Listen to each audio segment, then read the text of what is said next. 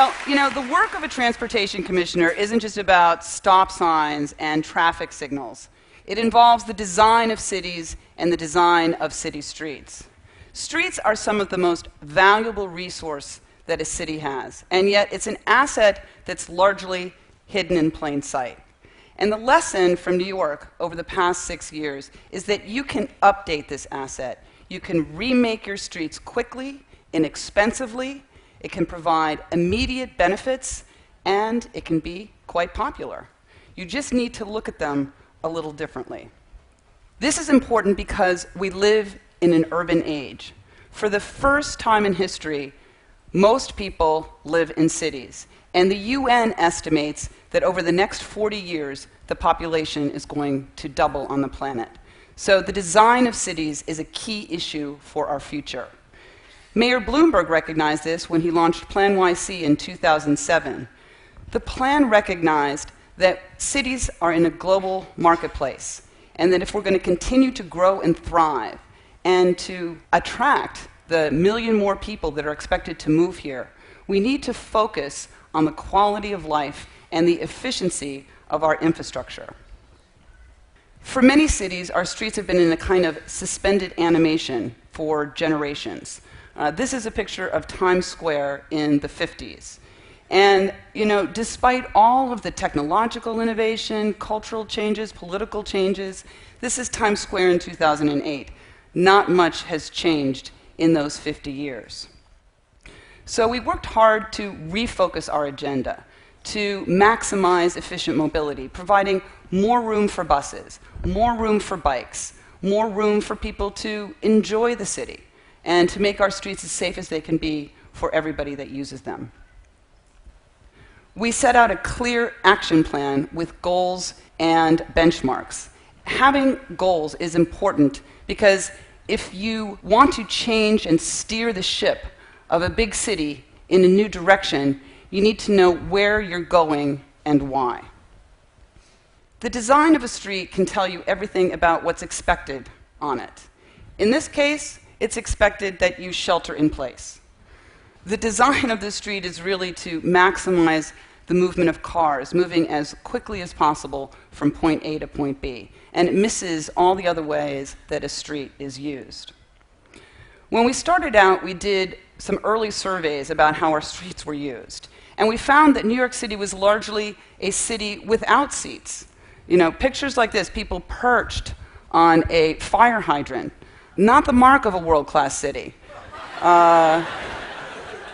It's not great for parents with kids. It's not great for seniors. It's not great for retailers. It's probably not good for the fire hydrants. Certainly not good for the police department. So we worked hard to change that balance. And probably the best example of our new approach is in Times Square. 350,000 people a day walk through Times Square. And people had tried for years to make changes. They changed signals, they changed lanes, everything they could do to make Times Square work better. It was dangerous, hard to cross the street, it was chaotic. And so none of those approaches worked, so we took a different approach, a bigger approach, looked at our street differently. And so we did a 6-month pilot. We closed Broadway from 42nd Street to 47th Street and created 2.5 acres of new pedestrian space. And the temporary materials are an important part of the program because we were able to show how it worked. And I work for a data-driven mayor, as you probably know. So it was all about the data. So if it worked better for traffic, if it was better for mobility, if it was safer, better for business, we would keep it. And if it didn't work, no harm, no foul, we could put it back the way that it was because these were temporary materials. And that was a very big part of the buy-in. Much less anxiety when you think that something can be put back. But the results were overwhelming. Traffic moved better, it was much safer, 5 new flagship stores opened. It's been a total home run. Times Square is now one of the top 10 retail locations on the planet. And this is an important lesson because it doesn't need to be a zero-sum game between moving traffic and creating public space.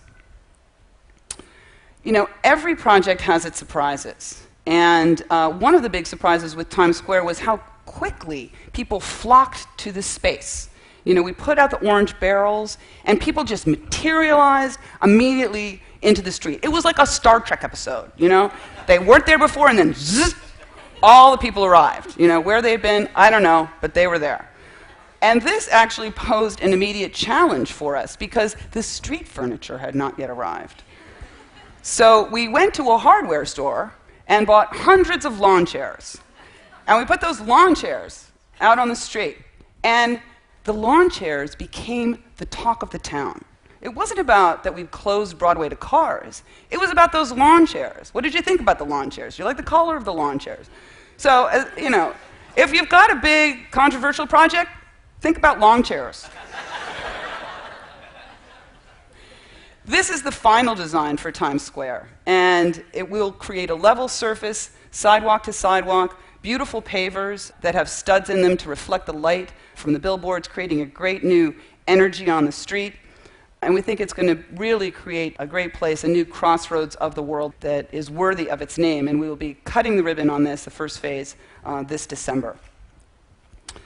With all of our projects, our public space projects, we work closely with local businesses and local merchant groups who maintain the spaces, move the furniture, take care of the plants.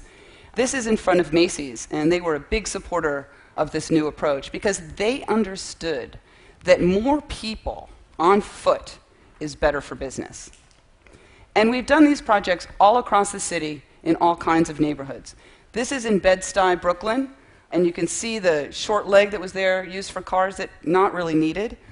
So what we did is we painted over the street, put down epoxy gravel, and connected the triangle to the storefronts on Grand Avenue. Created a great new public space, and it's been great for businesses along Grand Avenue.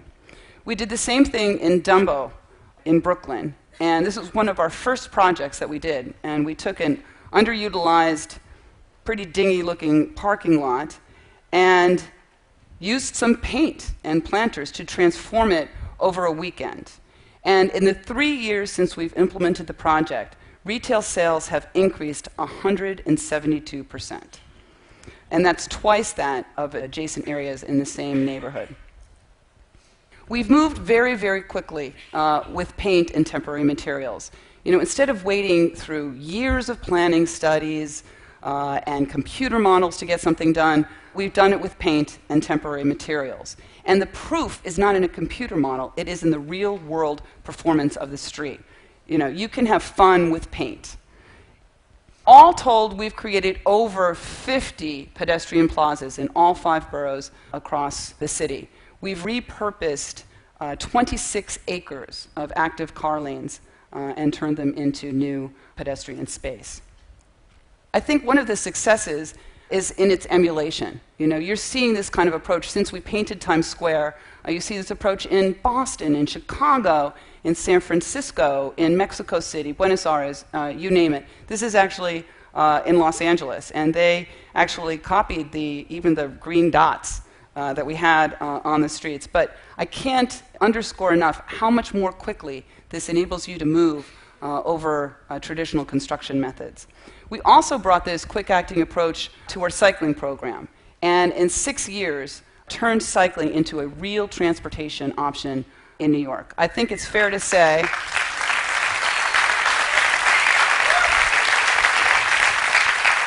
it used to be a fairly scary place to ride a bike, and now New York has become one of the cycling capitals in the United States.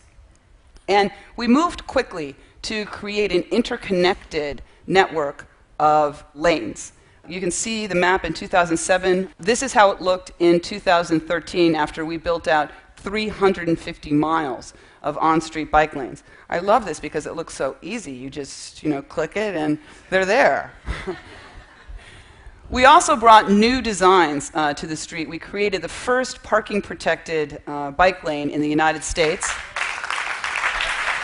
We protected bikers by floating parking lanes, and it's been great. Bike volumes have spiked. Injuries to all users, pedestrians, cyclists, drivers, are all down 50%. We've built 30 miles of these protected bike lanes, and now you're seeing them pop up all over the country. And you can see here that this strategy has worked. The blue line is the number of cyclists soaring Green line is the number of bike lanes, and the yellow line is the number of injuries, which have remained essentially flat. After this big expansion, you've seen, no net increase in injuries. And so there is something to that axiom that there is safety in numbers.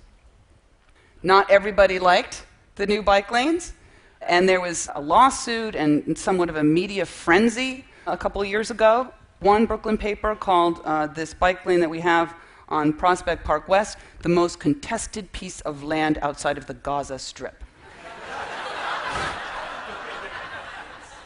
And this is what we had done.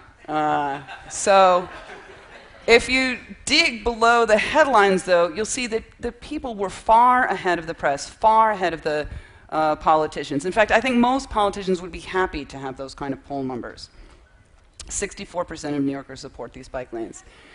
This summer, we launched City Bike, the largest bike share program in the United States, with 6,000 bikes and 330 stations located next to one another. Since we've launched the program, 3 million trips have been taken. People have ridden 7 million miles. That's 280 times around the globe. And so with this little blue key, you can unlock the keys to the city and this brand new transportation option. And daily usage just continues to soar. What has happened is the average daily ridership on the streets of New York is 36,000 people. The high that we've had so far is 44,000 in August. Yesterday, 40,000 people used City Bike in New York City. The bikes are being used 6 times a day.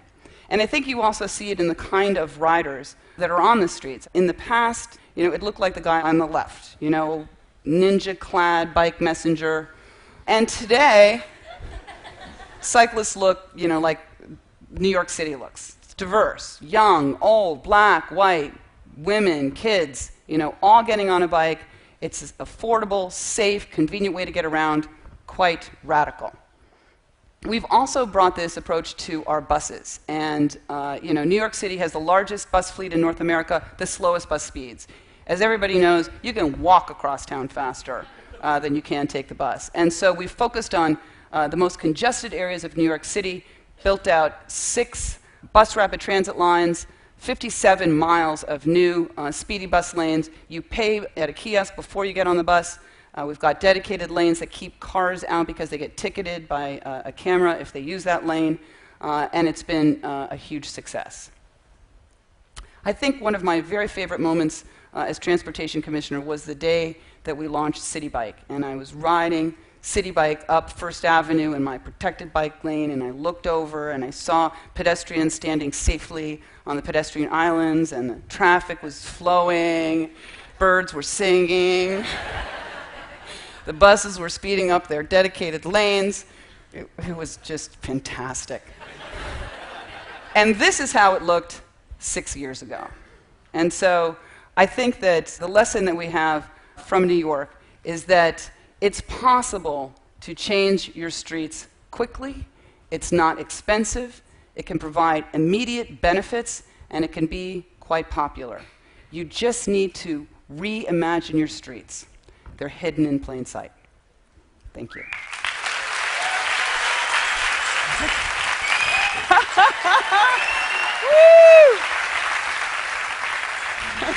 Woo!